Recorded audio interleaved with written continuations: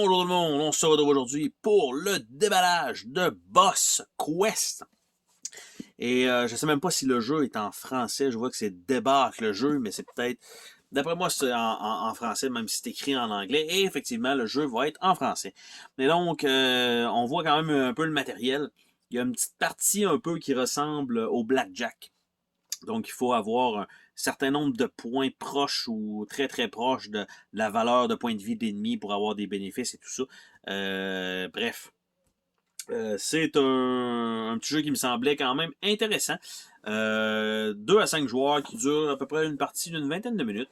Donc, on va regarder ça ensemble. Qu'est-ce qu'on a dans la boîte? Donc, une boîte avec un fond en carton, donc très, très, très basique. Et là, on ouvre ça. On a 2 livrets d'instructions, un livret en anglais et on a un livret en français. Donc, ça, c'est bien.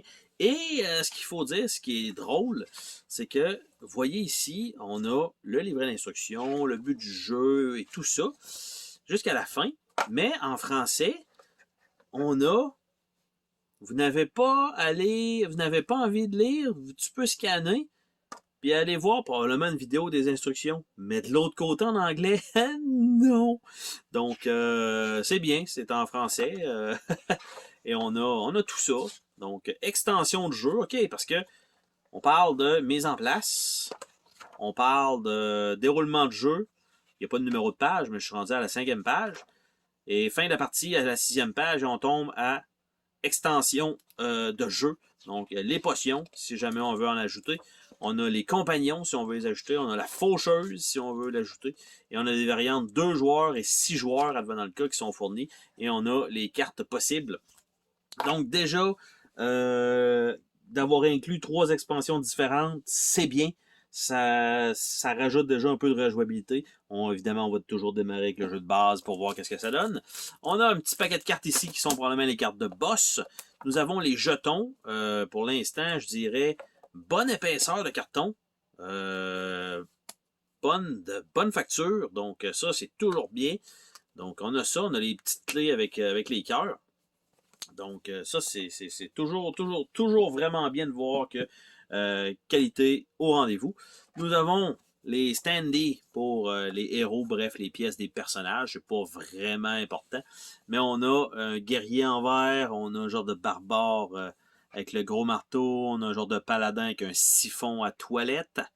On a elle ici avec évidemment le bandeau sur les yeux, il y a un genre de chien avec le mohawk et il y a un monsieur avec les armures quasiment style golem. Donc de l'autre côté, on a la même chose, les mêmes images. Nous avons 3 sacs fournis, 2 grands et 1 petit.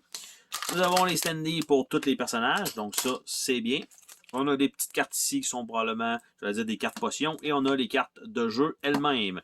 En dessous du tray, est-ce qu'on a une surprise? Je pense pas. Non, rien du tout.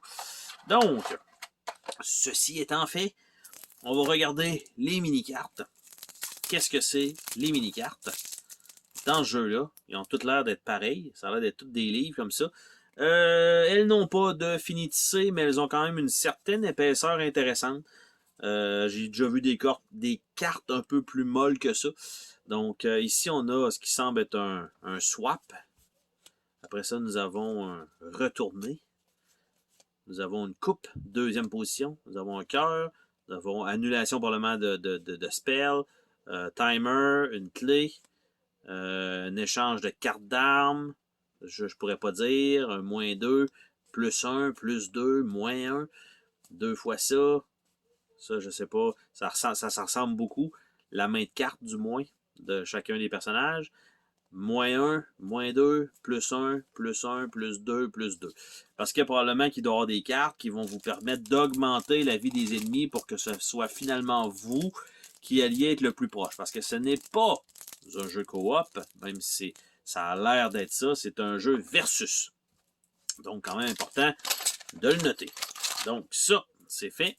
Et le deck de cartes qui doit contenir probablement les cartes de valeur normale. Donc, on va essayer d'ouvrir ça. S'il n'y a pas de petite encoche. Pour pouvoir ouvrir ça correctement. Et voilà. Ça, c'est fait. Je nous amène ça Donc, on a les cartes avec les épées. Donc, probablement ce qui va être les cartes de joueurs. On a ici des cartes avec ce genre de symbole-là qui est un chat pas de tête. Et on a ces 3 cartes-là qui sont les 3 potions. Donc, première expansion. On met ça de côté. Ces cartes-là, on voit ici, je pensais que ça allait être toute la même chose, mais on a des livres, on a des épées, on a juste un griffon normal, un autre genre d'allié, de bête qu'on peut traîner, je pourrais pas dire, mais on a ça aussi d'inclus.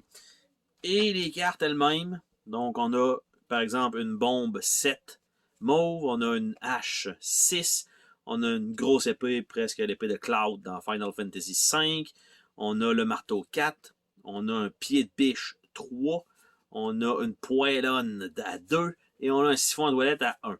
Et je m'attends à ce que ce soit la même chose, donc le 7, le 6, c'est exactement la même chose pour chacune des couleurs. Donc les cartes comme ça sont quand même de bonne qualité, même si elles ne sont pas en fini tissé. L'épaisseur de carton est bonne. Par contre, je ne sais pas pour côté usure, qu'est-ce que ça va donner à long terme, par contre. Mais pour l'instant, côté pour brasser tout ça, je pense que c'est une bonne, quand même une bonne qualité de carte. Sans être évidemment avec le fini tissé. Pour ce qui est des ennemis, là ici j'en ai une comme ça. J'ai ça comme ça. Donc on a tout ça ici. Donc, on a ici ce qui semble être un super gros chevalier. Le artwork est super beau. Après ça, on a un genre de reptile avec une capuche, avec son épée. On a un centaure, pas un centaure, bon, un minotaure plus. On a un genre de bonhomme, genre de dragon plante. On a Hockey. On a qui ressemble un petit peu à Bowser, hein, si on check les couleurs. Après ça, on a un chevalier classique, ennemi. Et on retombe à ça. Fait qu'on a 14, 15, 16, 17, 18, 19, 20 et 21 possibles là-dedans. On a ça ici, qui est je sais pas quoi, mais on a cette carte-là qui est inclue dans les grosses cartes comme ça. On a une grosse carte comme ça, qui est lui, sensiblement. OK. Et on a une carte de plus comme ça, qui est la mort, donc la faucheuse, qui est une extension, 23.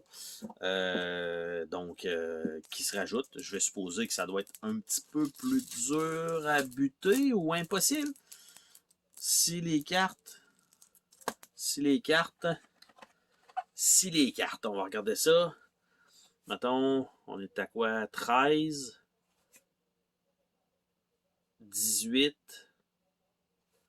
22. Oh, on est correct. On est correct pour buter ça à 23. Si c'est comme ça que ça fonctionne, j'ai aucune idée. Moi, je lance ça de même, mais je sais pas, là. Somme toute, quand même une bonne qualité de matériel. Le carton, quand même intéressant. Les cartes, quand même une certaine qualité. Donc ça, c'est toujours bon. Les grosses cartes, super efficaces. Le fait d'avoir 2 livrets d'instructions au lieu de l'avoir mis dans un, ça va me permettre de mettre celui-là en dessous du tray. Donc ça, c'est toujours très intéressant. Donc ça permet de sauver un petit peu d'espace aussi dans la boîte. Et c'était donc le déballage de Boss Quest. Bye bye!